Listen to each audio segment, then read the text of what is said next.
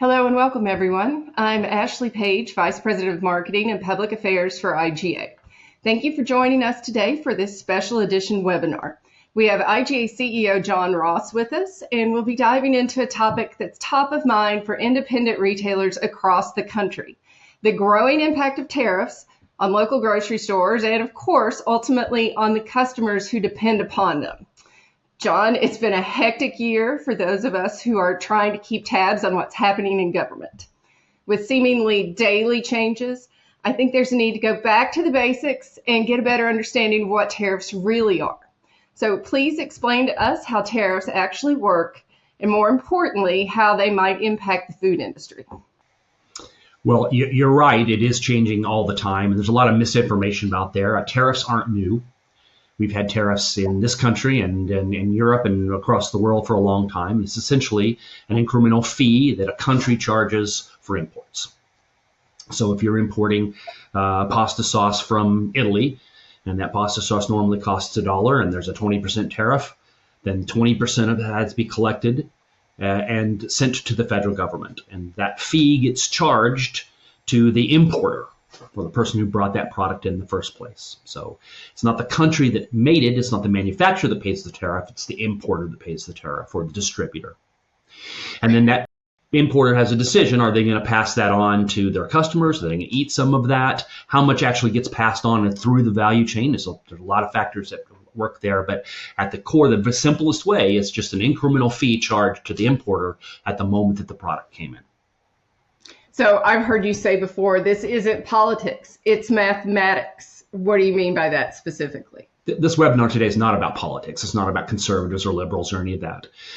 It is really looking at how do tariffs work, and then what's most likely to happen in the grocery industry. So if we're going to have incremental tariffs, a blanket 10% tariff across all countries, or we're going to have incremental tariffs by country, then what's it mean? How does that cost flow through the system? And so if you understand how the mathematics work, and most important, what that means to our costs and how that has to be passed on to the shoppers, then you can begin to make business decisions about how you're going to run your business. I think the thing that worries me, Ashley, about tariffs is this: there's nothing about tariffs that lowers the cost. And we're now 4 years into an unprecedented run of inflation. So we're up about 37% increase in cost of groceries to consumers from what it was back in 2019. Mm-hmm. Right? And so no matter what happens, if you're going to continue to see an increase in the cost of goods, that puts pressure on the retailer, because the customer doesn't understand this. They're not mathematicians. They're certainly not global trade experts. And they kind of come into their store expecting somehow tariffs magically are going to push down the cost of groceries. They're not. They're an incremental tax. And so we have to talk about what that means and how we should communicate. And then we have to anticipate what that means for our business. John, doesn't the U.S.-Mexico-Canada agreement, or the USMCA, mean that food products from Canada and Mexico won't be impacted by tariffs? Well, right now that's true. Of course, it can change by day, and there's the information coming out of Washington does seem to vary by hour. But right now, yes, under what was formerly known as NAFTA, and in the first Trump administration was changed to the U.S.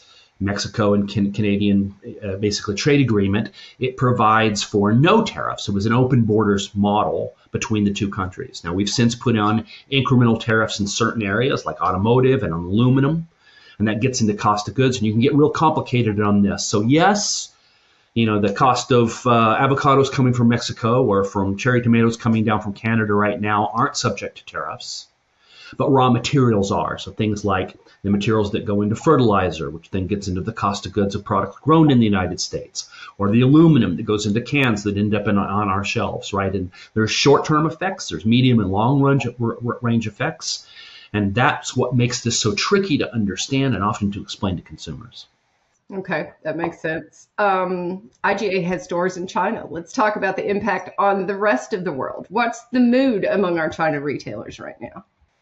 Yeah, I get calls from all over the world from our retailers, not just in China, but in Australia and in South Africa and the rest of it, trying to say, hey, what's going on? And like, what kind of craziness is this? Why are we at war essentially with every country on the United States in terms of tariffs? I don't want to really get into the strategy coming out of Washington. That's not what this webinar is about. I want to talk about effects. So our retailers in China, obviously, China is a strategic target for things like reducing the flow of chemicals that get made into controlled substances in the United States, specifically fentanyl, trying to get them to rein that in. And we don't like the fact that IP protection doesn't seem to exist in China. There's a lot of other issues outside of food that are reasons to negotiate very strong with China. And tariffs are one of many different tactics that you could use. We've got a very aggressive tariff model on there, over 140%. They've responded with 120% tariffs back on us. The real impact, the thing that should be scary to American retailers, and is also worrying to our retailers all over the globe, is the impact on American farmers. So your local soybean farmer or wheat or Georgia peaches or apples or whatever, China is a large export market for us. And the American farm industry has relied on sending pork and chicken and agricultural products to China. It could be as much as 40 or 50% of domestic farms' export volume, depending on what they make. And so when the tariffs start ranking up, essentially you shut down that flow of goods. When that happens, the farms and the poultry processing plants and all the infrastructure of the farm industry gets really compressed. And in the first Trump administration, we put billions of dollars into subsidies to protect those farmers. Right now, there are no subsidies in place, which means in our local communities, a lot of those farmers are afraid. We need those farmers to be successful, especially the family farms that we buy so much from. And so you really do have to be worried about the long-term impacts on the U.S. agriculture industry if these tariffs continue, because you end up shutting down enormous export markets for those farmers.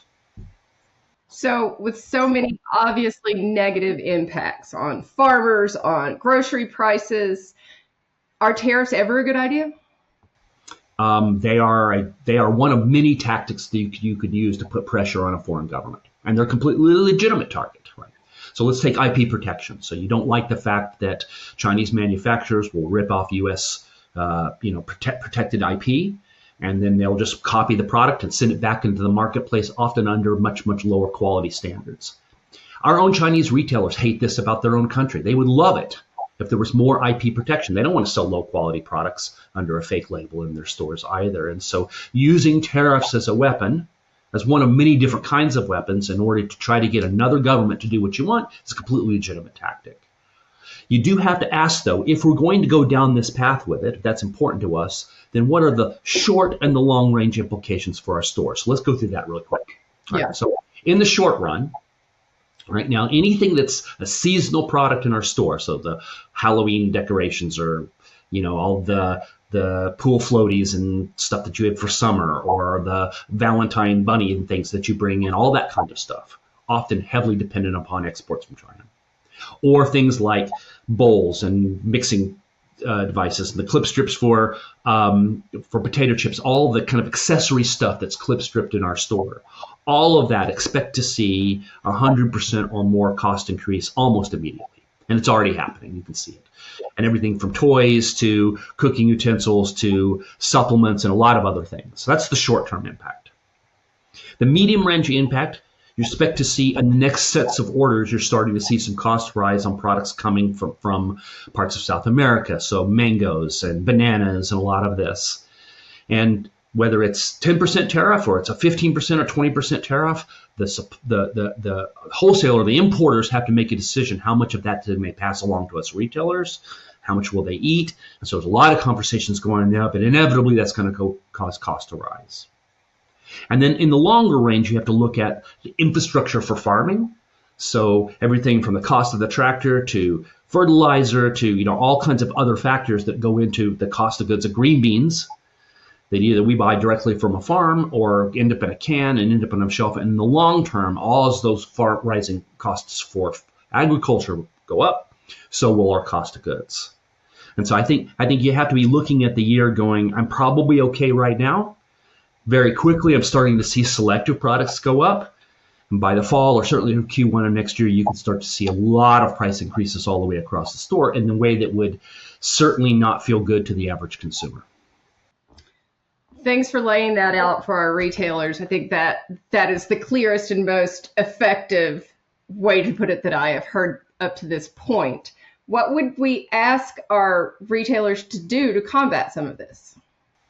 Well, certainly you have to be thinking about messaging, right? Because you're going to have shoppers come in your store that are expecting grocery prices to go down because of tariffs, and exactly does not happen. Tariffs do not lower the cost; they raise costs. So you're going to have to figure out messaging, and I think Ashley, we at IGA, we're going to have to come up with some suggestions on messaging, push those out, and whether that's signage or how you train your associates to talk about it, perhaps a training module inside the IGA Institute. How do we talk about this in a way you can't make them watch a 20-minute webinar, right? You're going to have a very succinct and simple way to talk about why costs are rising and specifically why your local retailer is not gouging you, because of course we're not. Our margins are down, not up. Right. Right. I think in the medium range, though, we have to think about using our influence. And here's my biggest problem with all of this. Now, I was talking about it's mathematics, it's not politics. It doesn't matter which side you're on. You do have to look at your government and say, if people are having substantive conversations about trying to lower the cost of groceries in the U.S., that's a good conversation. Right. Who's in the room? And if you've got investment bankers and you've got attorneys and some politicians in the room that know nothing about food or farming or agriculture or retailer, perhaps we need a seat at that table. And so probably the most important thing you can do is engage with FMI, engage with NGA, engage with your local state associations, call your local representative and say, we can help you lower the cost of food. There's a lot of tactics we could do. I'd start with lowering the cost of credit card fees in the United States, which would be, 1.5% right off the top. We could fix that with some just honest legislation around something that's unjust, right? There's a lot of things we could do, but let's make sure that the food industry has a seat at that table. If we do that, perhaps we can navigate through this in a way that, in the long run, does what everyone wants, lower the cost of groceries for Americans. I think that's an incredibly important point. I sit on NGA's Government Relations Committee along with a number of our IGA retailers. There is an event coming up May 20th and 21st in DC. It's the NGA's Fly-In for Fair competition, where we will meet on Capitol Hill so that we can talk specifically to these lawmakers about what's impacting independence. So it's not too late to register for that. Please join us there. You'll be assigned to talk to lawmakers from your state. It's really a great event. So John, in closing, is there anything else you want our retailers to know?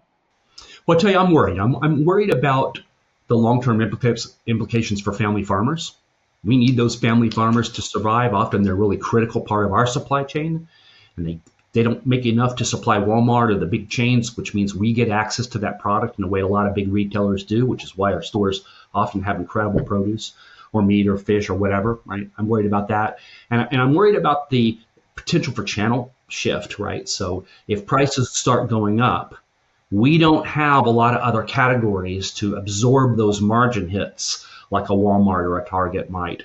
And so, if this goes on too long, you could end up with a real price discrepancy between independents and the big super discounters in a way that's not good for consumers or our markets or our communities. We need to let our voice be heard, and we need to do it now in a way that isn't emotional. It's just literally about the mathematics. Let's get into those conversations and see if we can get a reasonable conversation going with our legislators. Well, John, thank you so much for taking the time to do this. We will continue to do these kinds of short webinars about the topics that are important related to everything in government, particularly tariffs, SNAP changes, all of that. So please stay tuned to the newsletter to find out everything you need to know about policy impacting independence. Thanks, John.